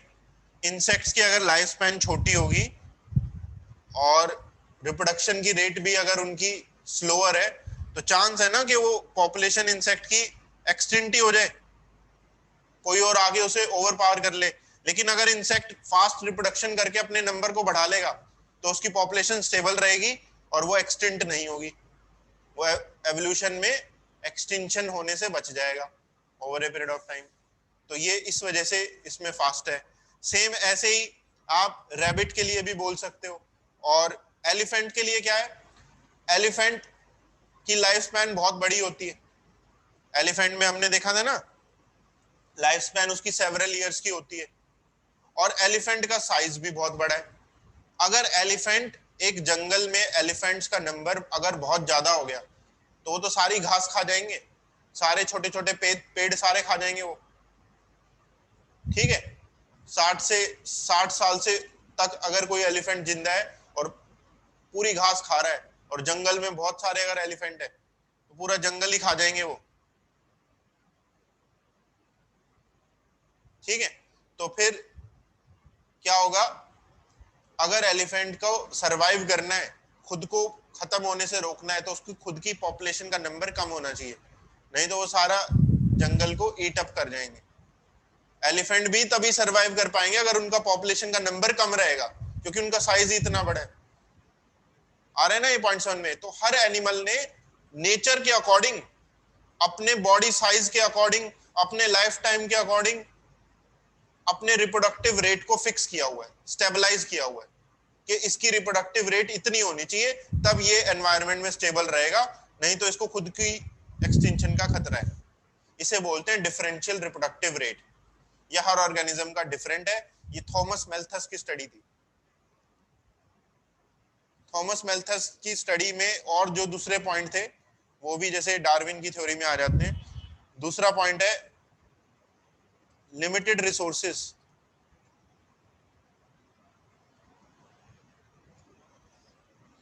किस चीज के लिमिटेड रिसोर्सेज हैं? ऑफ फूड, स्पेस, शेल्टर,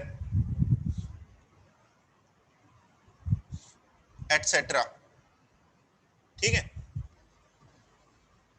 तो चाहे किसी एनिमल की रिप्रोडक्टिव रेट कितनी फास्टर हो, लेकिन एनवायरनमेंट में जो रिसोर्सेज होते हैं वो लिमिटेड है।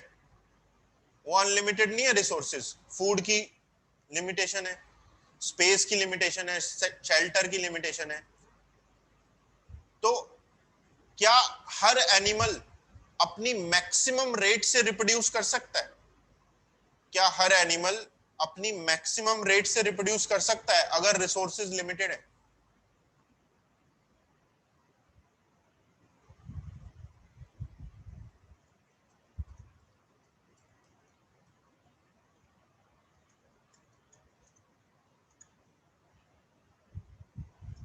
नहीं कर सकता वो।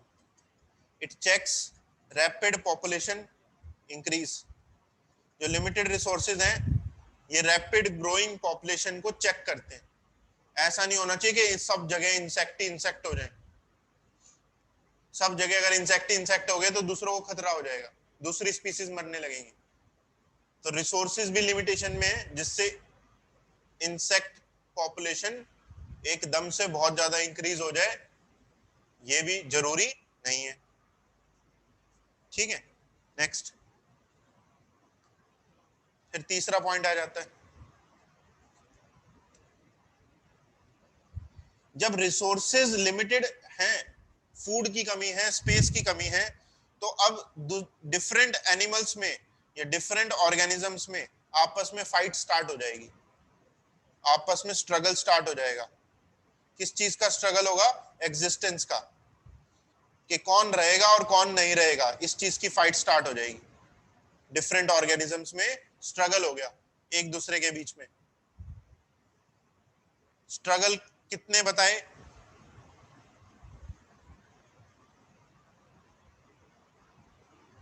इंटर स्पेसिफिक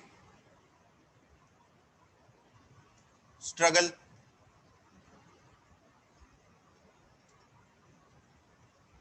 सबसे पहला स्ट्रगल कौन सा है? Inter specific. इंटर स्पेसिफिक मतलब इन बिटवीन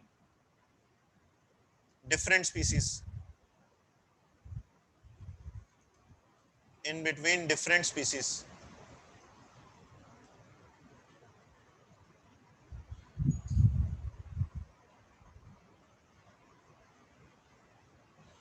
डिफरेंट स्पीसीज के इन बिटवीन जो स्ट्रगल है उसे इंटर स्पेसिफिक कहते हैं। जैसे टाइगर जो है वो डियर को हंट करता है,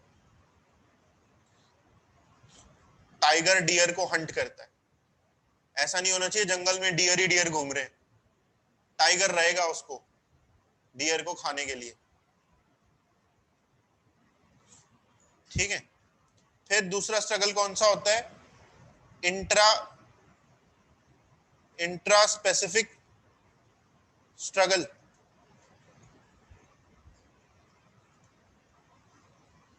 इंट्रा स्पेसिफिक स्ट्रगल होता है इन बिटवीन सेम स्पीसीज,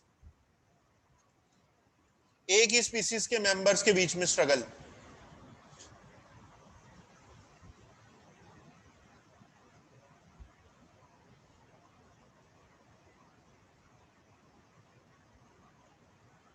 इससे कैनाबलिज्म होता है।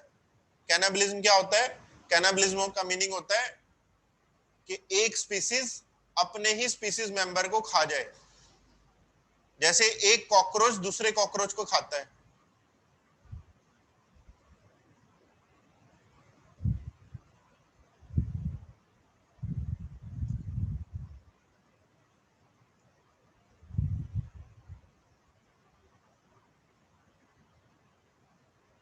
एक कॉकरोच दूसरे कॉकरोच को खाता है, इसे कैनिबलिज्म बोलते हैं। इंट्रा स्पेसिफिक, एक ही स्पीसीज मेंबर्स के बीच में स्ट्रगल। तीसरी स्ट्रगल बताई एनवायरमेंटल स्ट्रगल। ये पॉइंट तो चलो लमार्क ने भी दिया था, लमार्क ने भी बोला ना एनवायरमेंट इन्फ्लुएंस करता है वेरिएशंस को, ये एनवायरमेंटल स्ट्रगल आ गई। एनवायरमेंट में चेंजेस होते रहते हैं, जैसे कभी फ्लड्स आ गई, कहीं बाढ़ आ गई, कहीं बिल्कुल सूखा पड़ गया, ड्रॉट आ गई, कुछ भी एनवायरमेंटल स्ट्रगल हो सकती है, लैंडस्लाइड होगी कहीं पर, कुछ भी। ठीक है, तो ये पॉइंट हो गए। थर्ड पॉइंट में आ जाते हैं स्ट्रगल फॉर एग्जिस्टेंस। स्ट्रगल है डिफरेंट टाइप्स की, फूड को लेकर, स्पेस को लेकर, शेल्टर को लेकर, अलग अलग एनिमल्स में, सेम एनिमल स्पीसीज में, या एनवायरनमेंट के थ्रू, जिससे हर ऑर्गेनिज्म अपनी मैक्सिमम ग्रोथ रेट से पॉपुलेशन को इंक्रीज नहीं कर सकता, स्ट्रगल रहेगी। नेक्स्ट,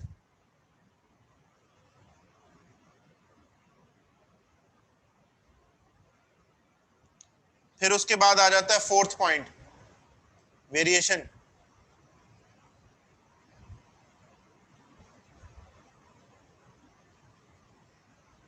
फोर्थ पॉइंट आ जाता है वेरिएशन। वेरिएशन में डार्विन ने क्या बोला? According to Darwin,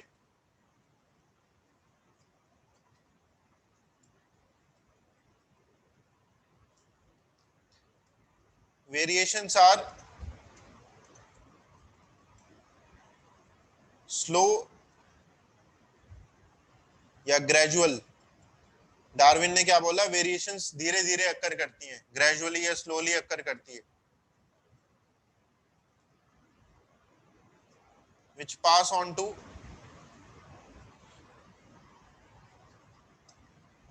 on to next generation।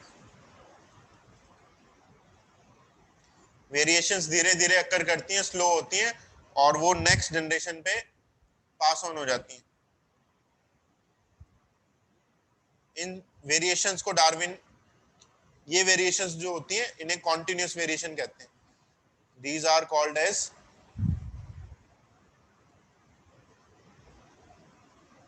Continuous variations.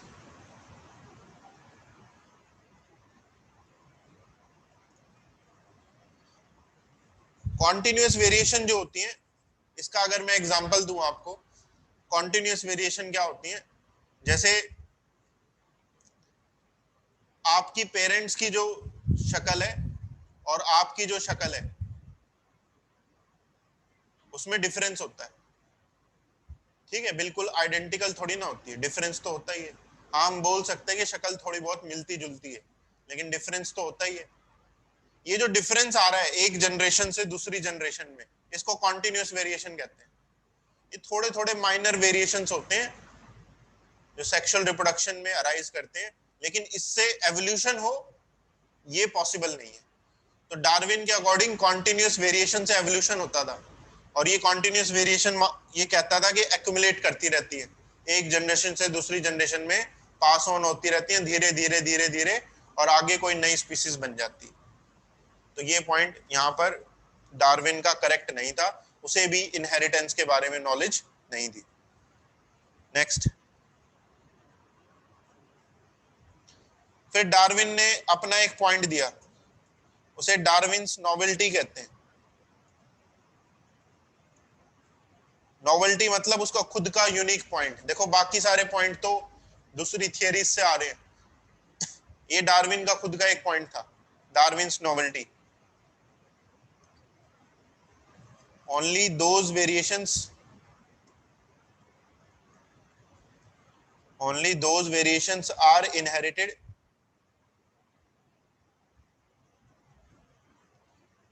which makes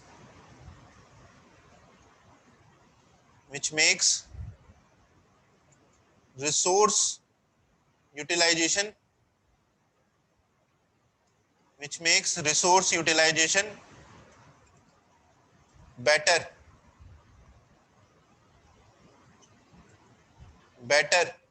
for few and impart reproductive fitness and impart reproductive fitness।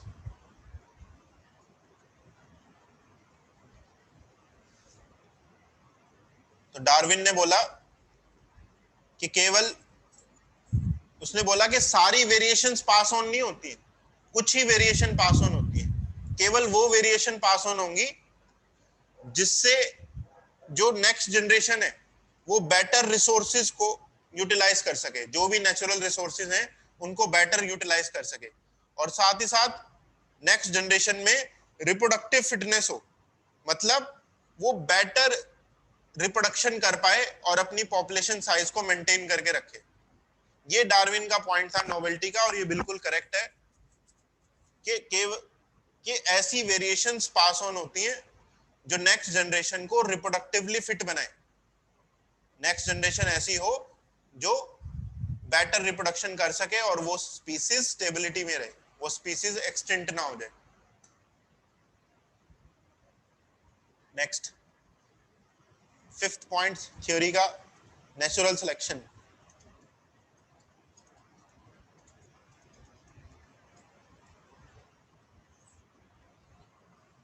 इसी को सर्वाइवल ऑफ फिटेस्ट भी कहते हैं। तो नेचुरल सिलेक्शन में डार्विन ने क्या बोला? Nature selects that variant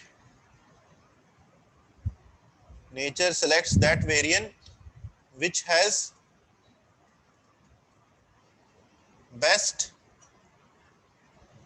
reproductive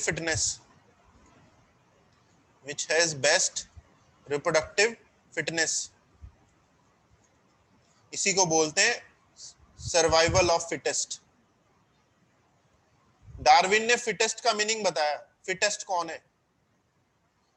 इसने बोला जिसके पास रिप्रोडक्टिव फिटनेस मैक्सिमम है, जो अपने एनवायरनमेंट में जहां भी रह रहा है उसमें बेस्ट रिप्रोडक्टिव फिटनेस के साथ है, बेस्ट रिप्रोडक्टिव रेट के साथ है, वो सरवाइव करेगा